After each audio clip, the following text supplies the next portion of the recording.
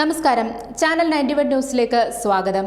വയനാട് മണ്ഡലത്തിൽ രാഹുൽ ഗാന്ധി മത്സരിക്കുമോ എന്നത് ഒരു ചോദ്യചിഹ്നമായി തുടരുകയാണ്. അതേസമയം മണ്ഡലം മാറുന്നുവെന്ന സൂചന രാഹുൽ ഗാന്ധി ഇതുവരെ നൽകിയിട്ടില്ലെന്നാണ് AICC പറയുന്നത്.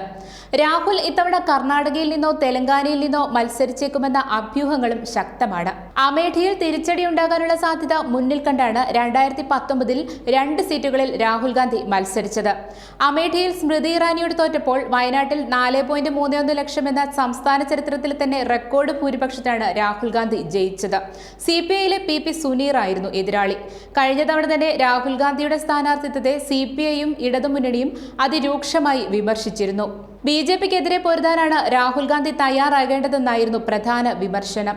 BJPക്കെതിരെ CPIയും CPM കൂടി ഭാഗമായ ഇന്ത്യ സഖ്യത്തെ നയിക്കുന്നത് കോൺഗ്രസ് ആണ്. ലോക്സഭാ തെരഞ്ഞെടുപ്പിൽ പല സംസ്ഥാനങ്ങളിലും സഖ്യമുണ്ടാക്കാനുള്ള ശ്രമം തുടരുന്ന കോൺഗ്രസ് കേരളത്തിൽ സഖ്യമുണ്ടാകില്ലെന്ന് വ്യക്തമാക്കിയതാണ്.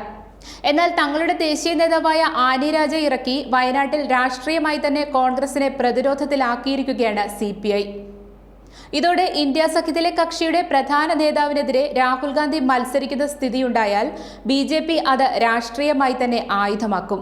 BJPക്കെതിരെയാണ്, അല്ലാതെ തങ്ങൾക്കെതിരെയല്ല രാഹുൽ ഗാന്ധി മത്സരിക്കേണ്ടതെന്ന ഇടത് നിലപാടിനോടും കോൺഗ്രസിന് മറുപടി പറയേണ്ടി വരും. ഇന്ത്യ സഖ്യത്തിലെ 2 നേതാക്കൾ തമ്മിൽ ഏറ്റുമുട്ടുന്നത് ശരിയല്ലെന്നും രാഹുൽ ഗാന്ധി പിന്മാറണമെന്നുമാണ് CPIയുടെ ആവശ്യം.